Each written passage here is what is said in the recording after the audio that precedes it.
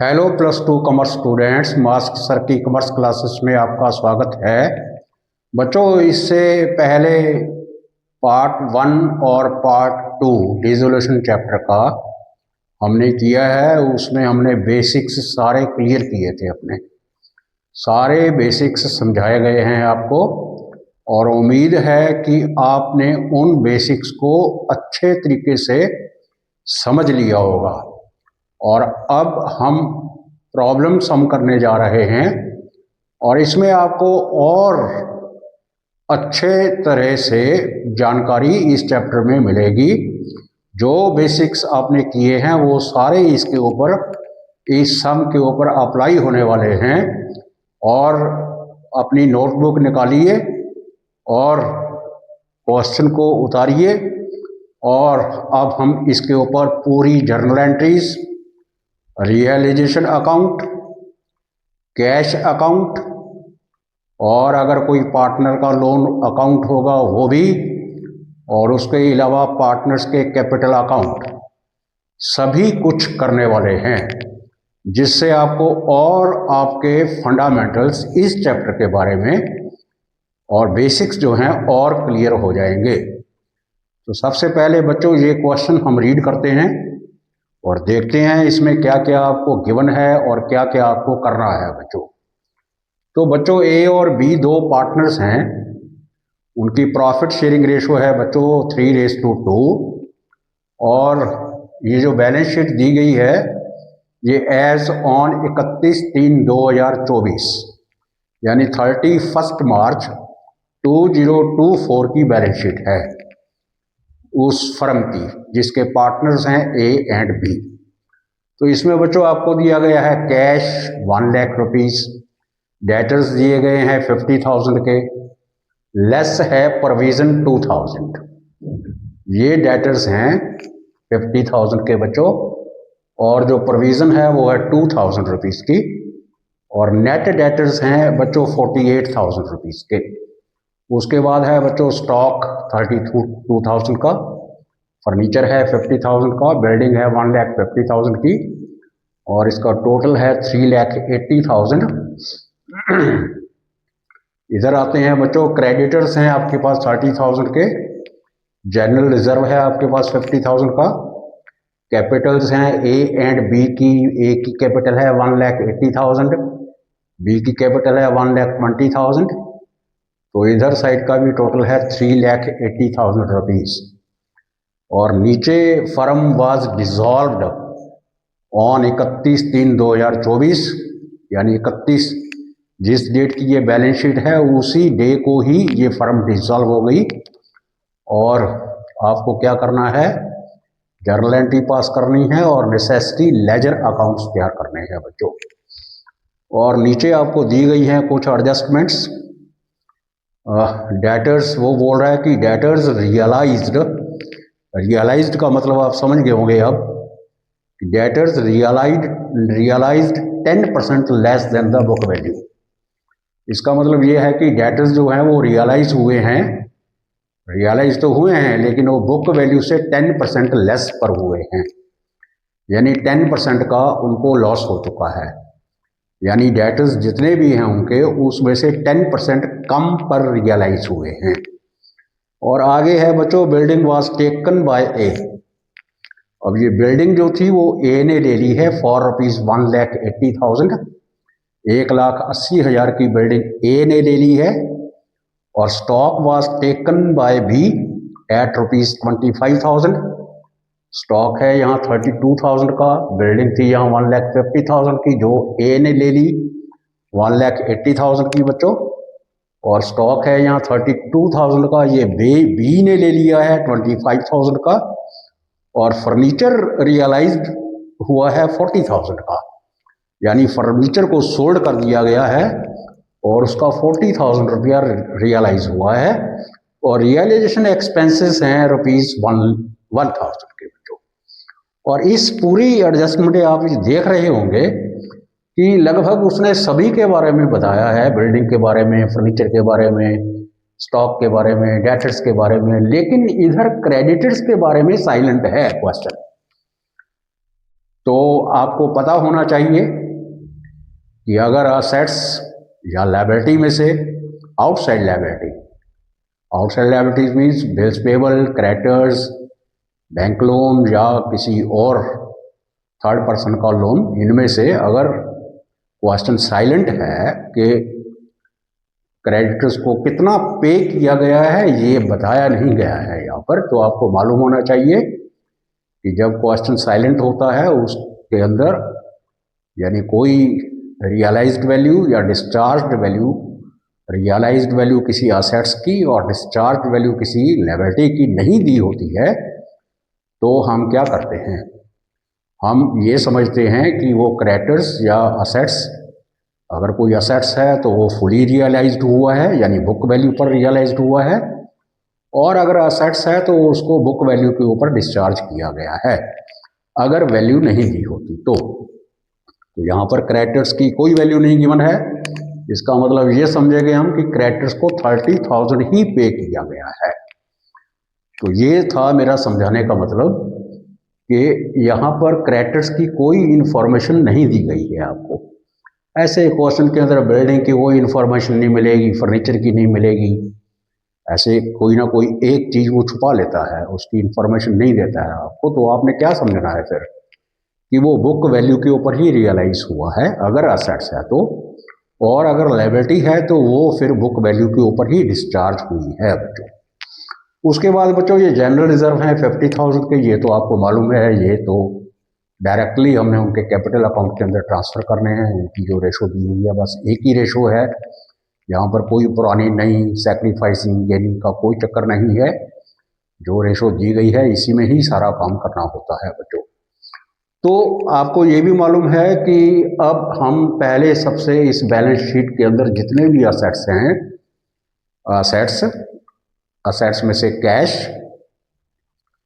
At bank, partners के debit balance और capital account के, पार्टनर्स के डेबिट बैलेंस करंट अकाउंट के, और फैक्टिशियस असेट्स अगर हैं तो उनको छोड़ देना है।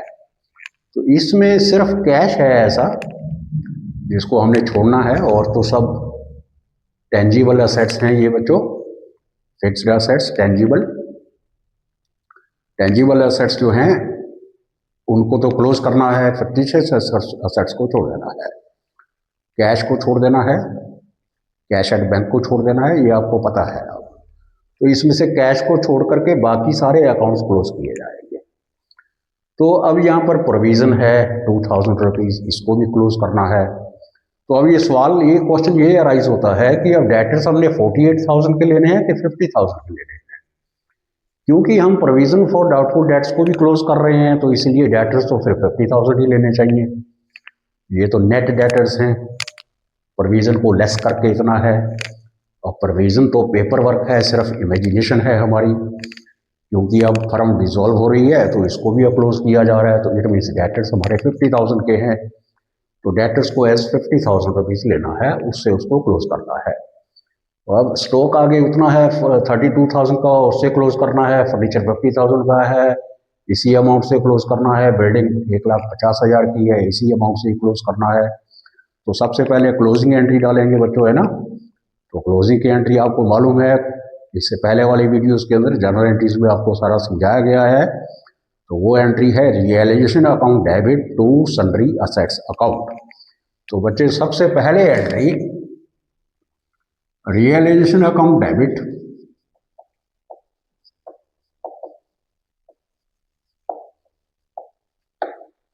To sundry assets account. तो यहां हम डाल सकते हैं बच्चों, जैसे हमारे पास डेटर्स हैं, डेटर्स हैं 50,000 रुपीज़ के, और हमारे पास बच्चों स्टॉक है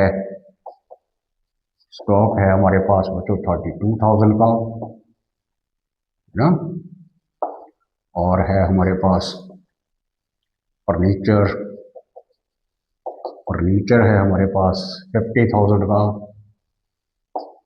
और है हमारे पास बिल्डिंग बच्चों, ये है हमारे पास 1,50,000 की, तो ये टोटल कर लेना है। ये टोटल कितना हुआ है? ये हुआ है 2,50,000, 2,50,000 और 2,82,000। ये 2,82,000 और ये 2,82,000। ये क्लोजिंग एंट्री है बच्चों असेट्स की। एक ही एंट्री में आपने ये सारा काम करना है बच्चों। Realisation account debit to sundry assets account.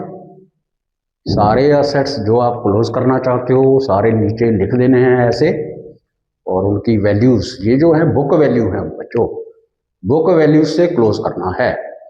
Book values डाल के प्लस करके आप यहाँ जर्नल के फॉर्मेट के अंदर डेबिट की अमाउंट और ये है बच्चों क्रेडिट की अमाउंट डाल सकते हो ऐसे। अब हमने असेट्स अकाउंट को क्लोज कर दिया है बच्चों, कैश को छोड़ दिया है क्योंकि कैश को क्लोज नहीं कर रहा है, क्योंकि उसका अकाउंट बनाना होता है ना हमको, कैश अकाउंट बनाना है, वो बैलेंस वहाँ देके जाएंगे। और अब आते हैं लायबिलिटी साइड। आपको मालूम है लायबिलिटी साइड क्या करना होता है। पार्टनर्स के कैपिटल्स को छोड़ देना है, पार्टनर्स के लोन अकाउंट को छोड़ देना है। इसके अलावा जो बाकी बची हैं आउटसाइड लायबिलिटीज उनको क्लोज करना है। कोई रिजर्व्स पड़े हुए हैं, अनडिस्ट्रीब्यूटेड प्रॉफिट पड़ा हुआ है, उसको भी छोड़ देना है, वो कैपिटल अकाउंट के अंदर ट्रांसफर किए जाएंगे। तो बच्चों यहाँ पर तो सिर्फ क्रेडिटर्स हैं जिसको हमने क्लोज करना है। तो ये रिवर्स एंट्री बनेगी बच्चों। यहाँ रियलाइजेशन अकाउंट को डेबिट किया है, लायबिलिटी साइड में रियलाइजेशन अकाउंट को क्रेडिट करेंगे और लायबिलिटीज अकाउंट को जो है वो डेबिट किया जाएगा। तो sundry liabilities account debit to realisation account. तो सन्ड्री लायबिलिटीज में क्या है आपके पास? सिर्फ क्रेडिटर्स है बस। क्रेडिटर्स हैं 30,000 के बच्चों, 30,000 to realisation account.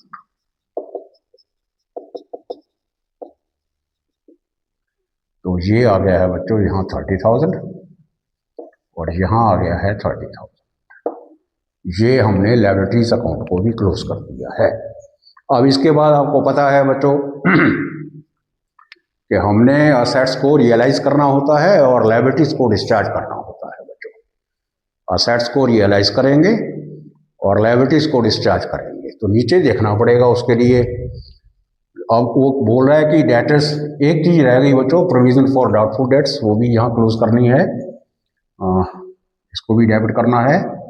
Provision for doubtful debts, इसको भी क्लोज करना होता है। लायबिलिटी है ये 2,000 रुपीज, तो ये हो गए बच्चों 32,000 रुपीज ऐसे। प्रोविजन वो वाली जो है उसको भी क्लोज करना था, तो प्रोविजन फॉर डाउटफुल डेट्स को डेबिट करना है 2,000 रुपीज से, क्योंकि वो भी लायबिलिटी है ना बच्चों। और सन्ड्री लायबिलिटीज अकाउंट हो गया, इसमें क्रेडिटर्स हैं 30,000 के और प्रोविजन फॉर डाउटफुल डेट्स है 2,000 रुपीज की बच्चों। तो ये हो गए हैं 32,000। तो प्रोविजन फॉर डाउटफुल डेट को यहाँ सन्ड्री लायबिलिटीज के नीचे भी लिखा जा सकता है। यहाँ पर प्रोविजन फॉर डाउटफुल डेट्स 2,000, यहाँ 32,000, यहाँ 32,000 आ जाएगा, ऐसे भी किया जा सकता है। और अब हम असेट्स को रियलाइज करेंगे। असेट्स को रियलाइज हुआ है, यहाँ देखिए डेटर्स वो कह रहा है कि बुक वैल्यू से 10% लेस पर रियलाइज हुए हैं। तो हमारे पास डेटर्स हैं बच्चों 50,000 के। 50,000 का 10% होता है 5,000 रुपीज, और 5,000 50,000 में से लेस करेंगे तो बाकी बचते हैं 45,000। इसका मतलब ये हुआ कि डेटर्स से हमको रियलाइज हुआ है 45,000 रुपीज। ठीक है बच्चों, ये 45,000 रुपीज डेटर्स से रियलाइज हुआ है। उसके बाद बिल्डिंग तो ए ने ले ली, ये तो पैसा नहीं आया ना, बैंक में नहीं आया। पहले बैंक वाले को इकट्ठा, जो मनी आया है जो बैंक में डालना है हमने, उसको इकट्ठा कर लेते हैं। स्टॉक जो है वो बी ने ले लिया है बच्चों, है ना। और फर्नीचर ने रियलाइज किया है 40,000 रुपीज। तो फर्नीचर भी बिका है 40,000 रुपये का, है ना बच्चों। तो टोटल आया है 85,000 रुपीज। तो 85,000 जब रियलाइजेशन होती है तो बैंक अकाउंट को, जब पैसा आता है ना फर्म के पास, तो बैंक अकाउंट को डेबिट किया जाता है। Bank account debit to realisation account. तो ये है बच्चों 85,000 रुपीज, ये रियलाइज हुआ है। अब बिल्डिंग ए ने ले ली है, तो बैंक की जगह पर ए का कैपिटल अकाउंट आएगा बच्चों। A is capital account debit to realisation, है ना बच्चों। ये हो है 1,80,000, 1,80,000 के लिए है उसने। और उसके बाद स्टॉक जो है वो बी ने ले लिया है, तो 20 कैपिटल अकाउंट को डेबिट करेंगे, 20 capital account debit to realisation account. ये हुआ है बच्चों, स्टॉक जो है वो 25,000 का है, 25,000।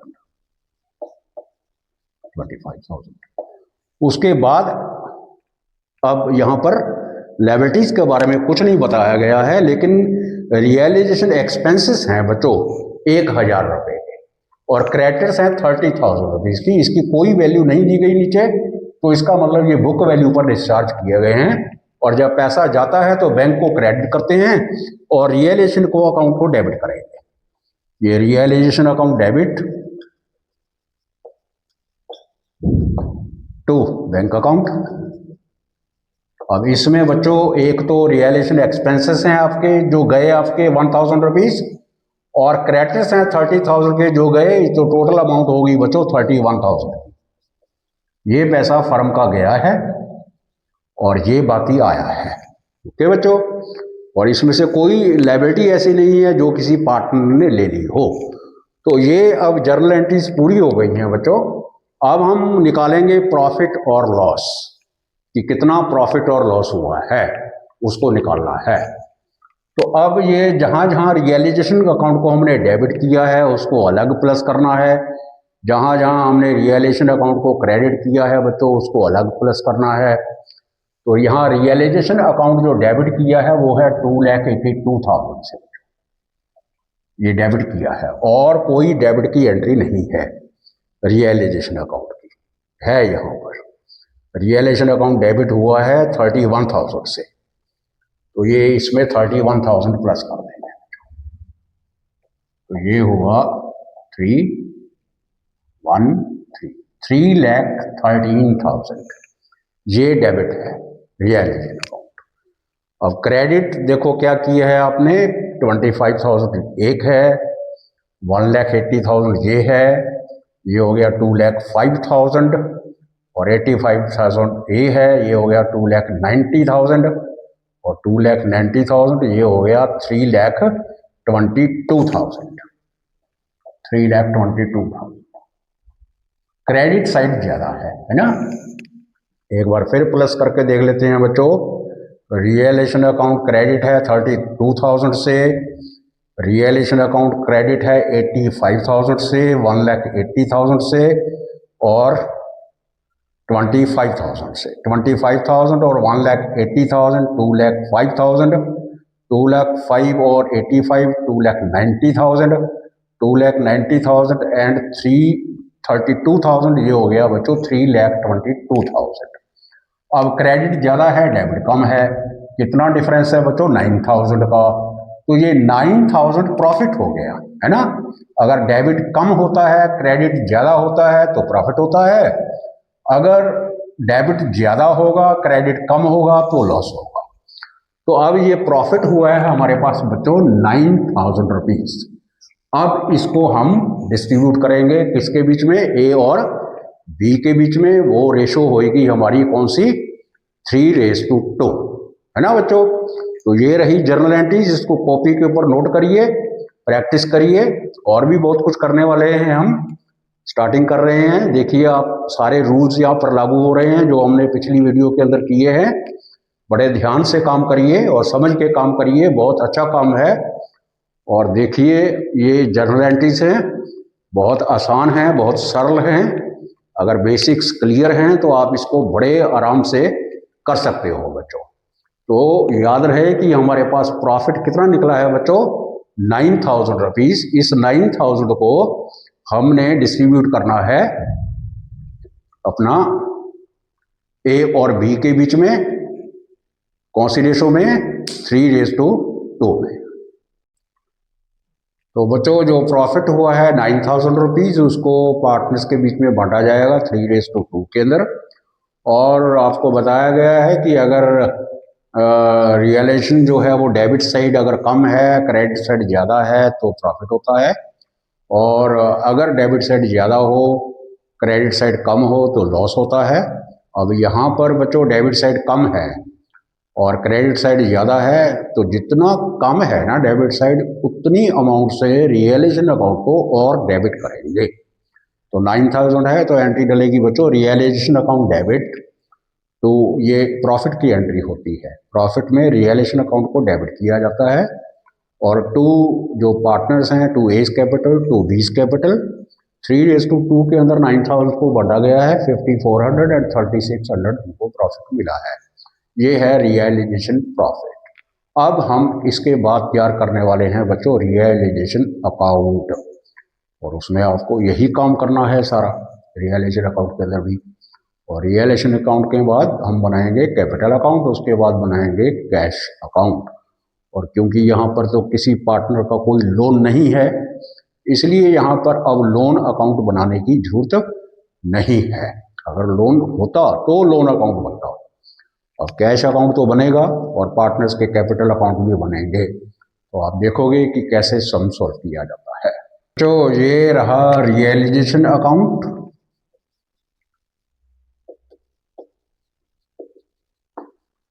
और सबसे पहले आप असेट्स अकाउंट को, ये डेबिट साइड है बच्चों, ये क्रेडिट साइड है। आपको मालूम है कि सबसे पहले असेट्स अकाउंट कैश को छोड़कर, इसमें कैश को छोड़कर, otherwise cash at bank, partners के कैपिटल अकाउंट का डेबिट बैलेंस, उनके करंट अकाउंट का डेबिट बैलेंस, फिक्टिशियस असेट्स को छोड़कर बाकी सभी अकाउंट्स क्लोज किए जाते हैं। तो बच्चों ये रहे टू सन्ड्री असेट्स।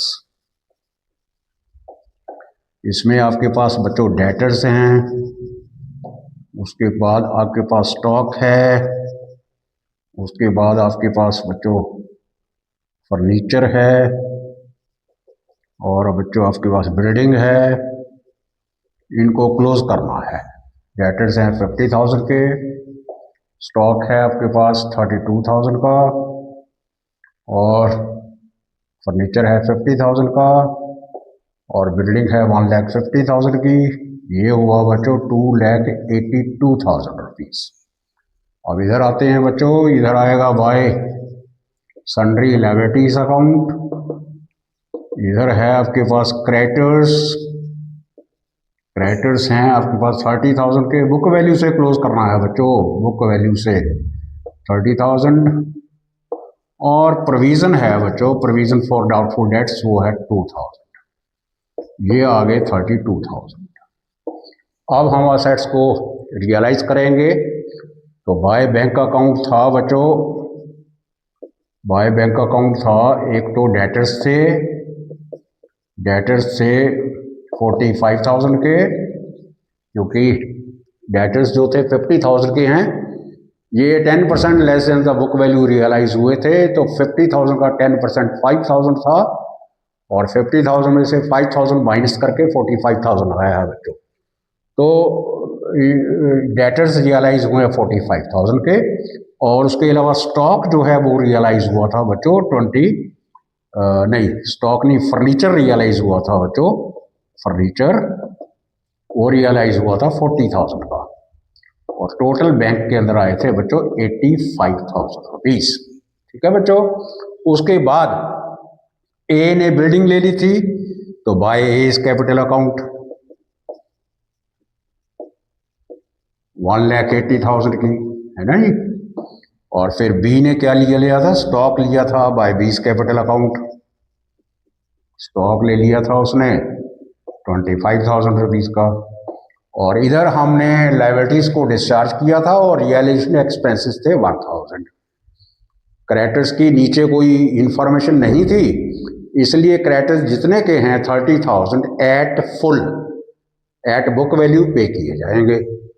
तो फिर इधर आएगा टू बैंक अकाउंट बच्चों, टू बैंक अकाउंट, ये है क्रेडिटर्स। क्रेडिटर्स थे 30,000 के और साथ में थे एक्सपेंसेस, रियलाइजेशन एक्सपेंसेस 1,000, ये आ गया 31,000।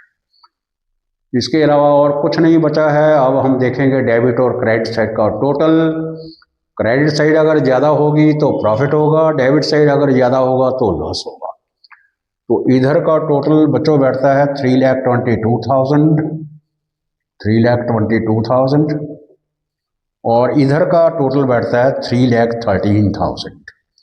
तो ये ज़्यादा था, 9,000 का प्रॉफिट आया था तो उसको बांटा था हमने। तो प्रॉफिट ट्रांसफर्ड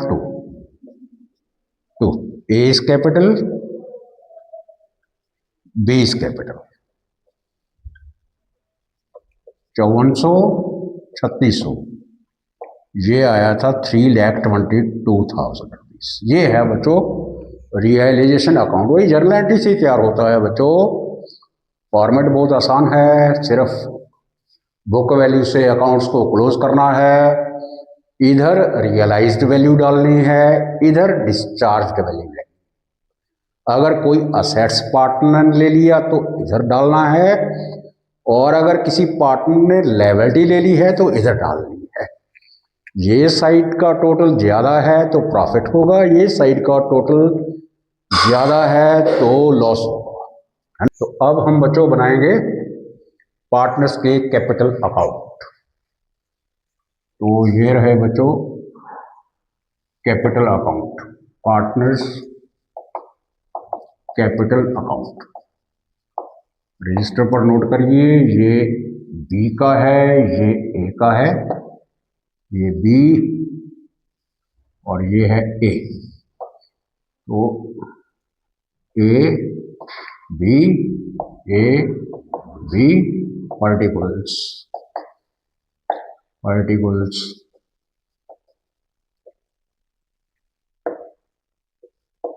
तो सबसे पहले बाय जो कैपिटल के बैलेंस छोड़े थे बच्चों, बाय बैलेंस बीडी, वो है 1,80,000 ए का और 1,20,000 बी का, ये रहा। अब देखते हैं क्या करना है। अब इसके अलावा पड़े हैं हमारे पास जनरल रिजर्व, ये अनडिस्ट्रीब्यूटेड प्रॉफिट है, इसको बांटना है ए और बी को 3:2 में।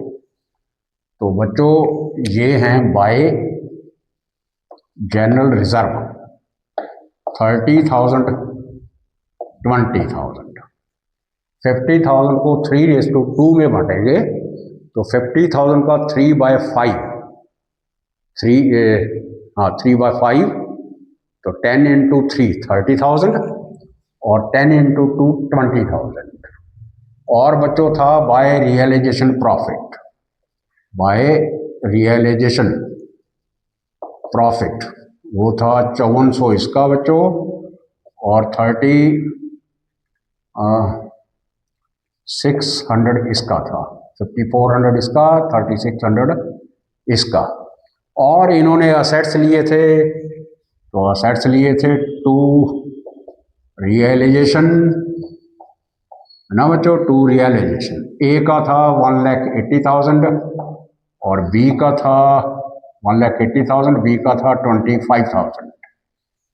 ये इसने बिल्डिंग ली थी 1,80,000 की, इसने स्टॉक लिया था 25,000 का, बस और कुछ नहीं बचता है। अब हम टोटल करेंगे, टोटल करके देखेंगे कि किसको कितना कैश मिल रहा है, कौन कितना कैश लेके जाने वाला है। तो ये टोटल इस साइड का ज़्यादा है, ये है 2,10,000 और 2,15,400 रुपया। ये 2,15,400 रुपया बच्चों, और 2,15,400 में से माइनस करेंगे 1,80,000 तो बचेगा 35,400। तो ये हमने पे करना है अब to cash account, to cash account 35,400। A को 35,400 पे कर दिया है, और बी को देखना है क्या है। बी का है 1,20,000, 40,000 1,43,600 और उसका ये है 25,000। 25,000 माइनस करेंगे तो ये बचेगा बच्चों 1,18,600। तो इसको दे दिया है कैश हमने 1,18,600। ठीक है बच्चों, तो ये अब हमने कैश पे करके उनको उनका अकाउंट नील कर दिया है, यानी उनका अकाउंट पार्टनर्स का कैपिटल अकाउंट भी क्लोज कर दिया है। ठीक है बच्चों, अब हम बनाएंगे लास्ट में कैश बुक, और ये मालूम है आपको कि मैच करनी चाहिए, कैश बुक मैच करनी चाहिए बच्चों। तो बच्चों ये रही कैश बुक, कैश अकाउंट। तो सिंपल, ये रहा कैश का बैलेंस, टू बैलेंस बीडी 1,00,000 रुपया। ठीक है बच्चों, और जो रियलाइजेशन अकाउंट के अंदर पैसा आया था बच्चों वो 85,000 रुपीज आया था बैंक में, तो टू रियलाइजेशन 85,000। ठीक है बच्चों, और पैसा गया कहाँ है हमारा, ये गया है बच्चों, ये पैसा गया है ये। तो ये बच्चों पैसा बनता है और गया है क्रेडिटर्स को, इधर गया है बाय रियलाइजेशन, ये गया है बच्चों 31,000, जहां टू बैंक डाला था आपने रियलाइजेशन अकाउंट के अंदर, टू बैंक डाला था ना, 30,000 क्रेडिटर्स के और 1,000 एक्सपेंसेस के। और अब यहां आएंगे हम बाय एज कैपिटल अकाउंट, ये है बच्चों 35,400। ठीक है बच्चों, और फिर बाय बीस कैपिटल अकाउंट, ये है 1,18,600। तो अब हम इनका टोटल करेंगे, ये टोटल मैच करने चाहिए बच्चों, 1,85,000 और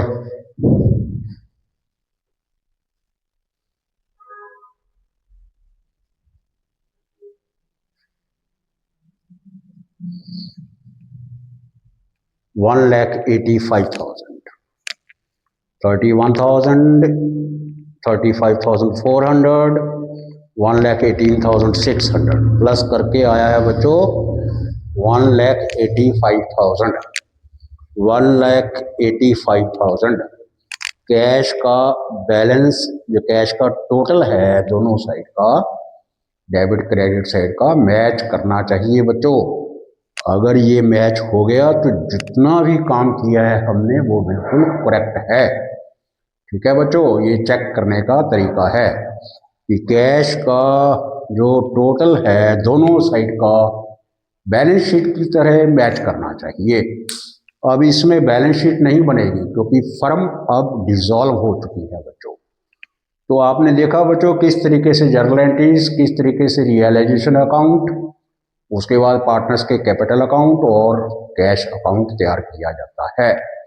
तो ये रहा बच्चों प्रॉब्लम सम। उम्मीद है कि आपको समझ में आ गया होगा और अब आपके बेसिक्स पूरी तरह से क्लियर हो गए होंगे।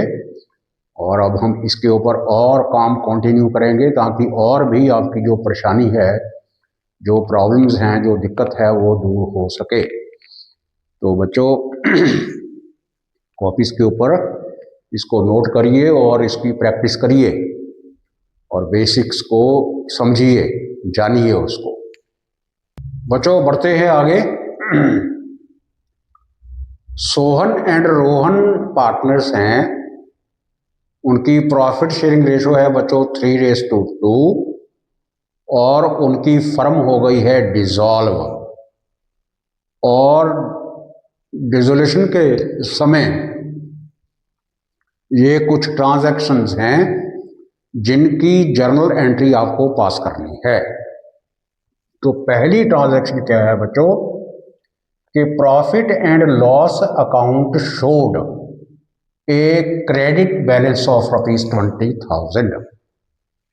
तो सबसे पहले बच्चों ये आपको पता होना चाहिए कि क्रेडिट बैलेंस क्या होता है और डेबिट बैलेंस क्या होता है। अगर प्रॉफिट एंड लॉस का क्रेडिट बैलेंस गिवन है तो वो प्रॉफिट है, यानी वो लायबिलिटी साइड वाला जो होता है ना बच्चों, लायबिलिटी साइड में जो प्रॉफिट एंड लॉस पड़ा होता है ये वो वाला है, यानी ये प्रॉफिट है। अगर यही बैलेंस डेबिट बैलेंस होता तो ये फिर लॉस होता बच्चों। ठीक है बच्चों, तो ये ₹20,000 प्रॉफिट है इन अदर वर्ड्स, और ये बांटना होगा आपको किसमें, आपको मालूम है कि अगर बैलेंस शीट के अंदर लायबिलिटी साइड में प्रॉफिट पड़ा हुआ है तो इसको राइट ऑफ करना होता है, बांटना होता है पार्टनर्स के कैपिटल अकाउंट में, बांटेंगे 3:2 में। ये है एडवर्टाइजमेंट सस्पेंस अकाउंट बच्चों, ये असेट साइड में होता है एडवर्टाइजमेंट सस्पेंस अकाउंट, क्योंकि असेट साइड होता है तो इसलिए ये डेबिट बैलेंस हुआ, तो इसको लॉस समझना है, यानी पार्टनर्स के कैपिटल अकाउंट को डेबिट करके इसको क्रेडिट करना है। और इस एंट्री में प्रॉफिट एंड लॉस अकाउंट को डेबिट करके पार्टनर्स के कैपिटल अकाउंट को क्रेडिट करना है। आगे है बच्चों वर्कमैन्स कंपेंसेशन रिजर्व 22,000। तो ये भी आपको पता है कि लायबिलिटी साइड होता है बच्चों, ये भी सीधा पार्टनर्स के कैपिटल अकाउंट में ट्रांसफर करना होता है। तो ये 22,000, इसके अगेंस्ट कोई भी क्लेम नहीं है बच्चों, है ना। तो क्लेम नहीं है तो ये पूरा का पूरा उनके अकाउंट में ट्रांसफर किया जाएगा। अगर कोई क्लेम होता तो जितना क्लेम है उसको तो रियलाइजेशन अकाउंट के अंदर ट्रांसफर करना है, और बाकी बचता जो है वो उनके कैपिटल अकाउंट में ट्रांसफर करना है। आगे है सोहन्स लोन, पार्टनर है सोहन बच्चों। Sohan's loan was repaid by the firm. Sohan का लोन पे कर दिया है, फर्म ने पे किया है ₹30,000 थ्रू बैंक से पे किया है, यानी चेक देके।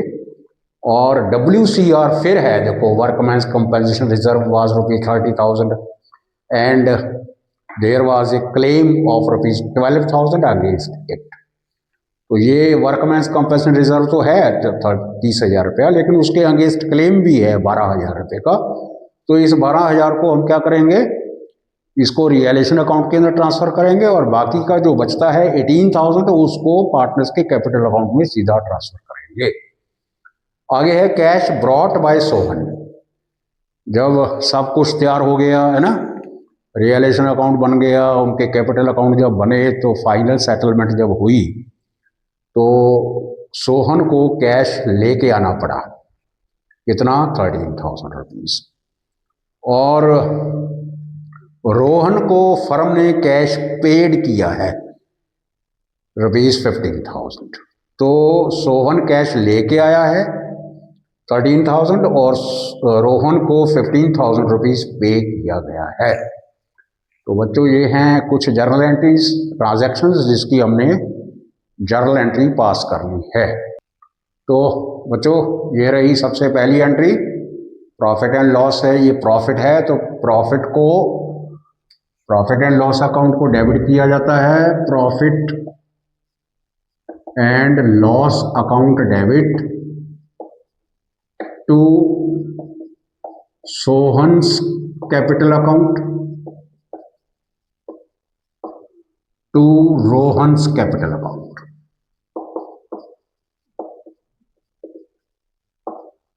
बच्चों प्रॉफिट है 22,000, रेशो है 3:2। तो 20,000 को 3:2 में बांटेंगे बच्चों।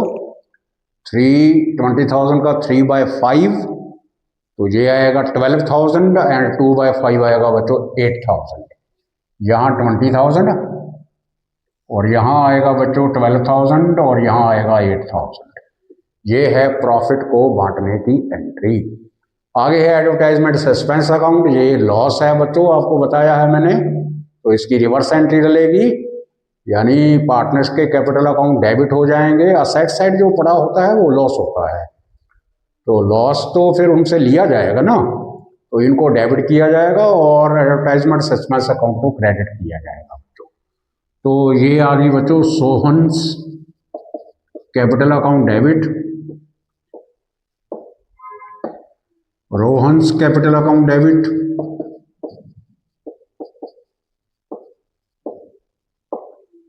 To advertisement suspense account. ये है बच्चों कितना 8000। 8000 बांटना है 3:2 में, तो 8000 का 3/2 3/5, तो ये आएगा बच्चों 164800 सोहन का आएगा और 32,000 रोहन का आएगा। ये रहा बच्चों 8000 को 3:2 में बांटेंगे तो 8000 का 3/5 48 आएगा और 8000 का 2/5 32,000 आएगा बच्चों।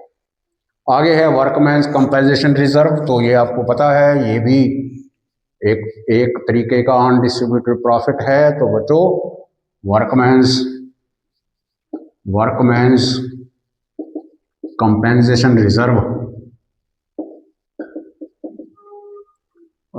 Account debit to Sohan's capital account to Rohan's capital account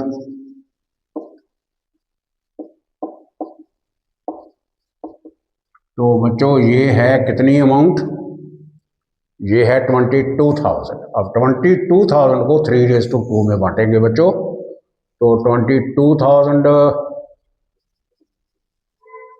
3/5 ये आ गया बच्चों 4400, 13,200 सोहन को और 8800 रोहन को।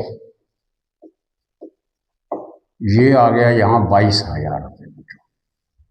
तो ये एंट्री हो गई वर्कमैन्स कंपेंसेशन रिजर्व की। आगे Sohan loan was repaid by the firm ₹30,000 through bank. तो फिर ये आ गया बच्चों सोहन्स लोन अकाउंट डेबिट, और टू बैंक डालेंगे ना क्योंकि पैसा गया है फर्म का, टू बैंक अकाउंट 30,000 रुपीज। ये 30,000 रुपीज आ गए बच्चों, है ना। सब जर्नल एंट्रीज क्लियर हैं, सब बेसिक्स पहले कराए गए हैं आपको बच्चों। अब यहाँ पर वर्कमैन्स कंपेंसेशन रिजर्व है 30,000 और क्लेम है उसके अगेंस्ट 12,000, तो क्लेम को हम रियलाइजेशन अकाउंट में ट्रांसफर करेंगे।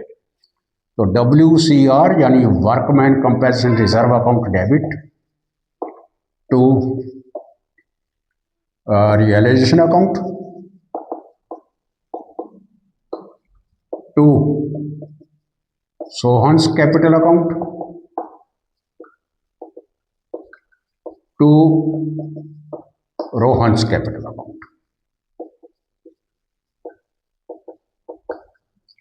यहां तो आएगा बच्चों 30,000 और कितना ट्रांसफर हुआ है रियलाइजेशन अकाउंट में 12,000, क्योंकि क्लेम था 12,000 का। बाकी बचा है 18,000, वो बांटेंगे 3:2 में। 18,000 3:2 3/5, तो ये आ गया बच्चों 5 3 15 3600 यानी 10,800 इसको और 72,000 इसको।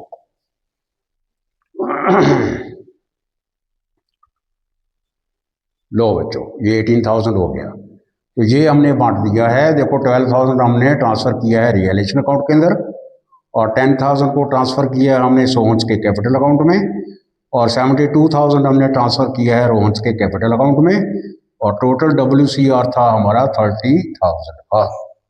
तो ये जर्नल एंट्री हमने इसकी पास कर दी है। आगे कैश ब्रॉट बाय सोहन है, कैश ब्रॉट किया है उसने, है ना, लेके आया है। तो कैश अकाउंट को डेबिट करेंगे या बैंक अकाउंट को डेबिट करेंगे। बैंक अकाउंट डेबिट कौन लेके आया है, ये सोहन लेके आया है, सोहन्स कैपिटल अकाउंट। ये लेके आया है बच्चों 13,000, ये 13,000 की एंट्री पास हो गई है। और उसको पे किया गया है 15,000 दूसरे वाले को, रोहन को। तो ये बैंक चला गया है आपका। तो Rohan's capital account debit to bank account. तो ये गया आपका 15,000। तो ये रही बच्चों जर्नल एंट्रीज। ऐसे आपको करनी है, बहुत स्पष्ट है, बहुत क्लियर है। बेसिक्स आपको अगर आते हैं तो ये जर्नल एंट्रीज बड़े आराम से हो जाएंगी। बहुत सारे MCQ पूछ सकता है, इसके आगे और भी काम करने वाले हैं हम। बहुत अच्छा चैप्टर है, मार्किंग मतलब अच्छा चैप्टर है, सम आपको आने वाला है इसमें से। और इसको आप अच्छे तरीके से करिए और अपने मार्क्स को पक्के करिए। तो मिलते हैं बच्चों हम अब आगे अगली वीडियो के अंदर। जिन बच्चों ने वीडियो को लाइक सब्सक्राइब शेयर नहीं किया है वो बच्चे जरूर से ही वीडियो को लाइक सब्सक्राइब शेयर करेंगे। और मिलते हैं हम बच्चों अगले वीडियो में एक नई और चीज़ लेकर के, नए टॉपिक के ऊपर नए प्रॉब्लम्स हम लेके। तब तक के लिए जय हिंद, जय भारत।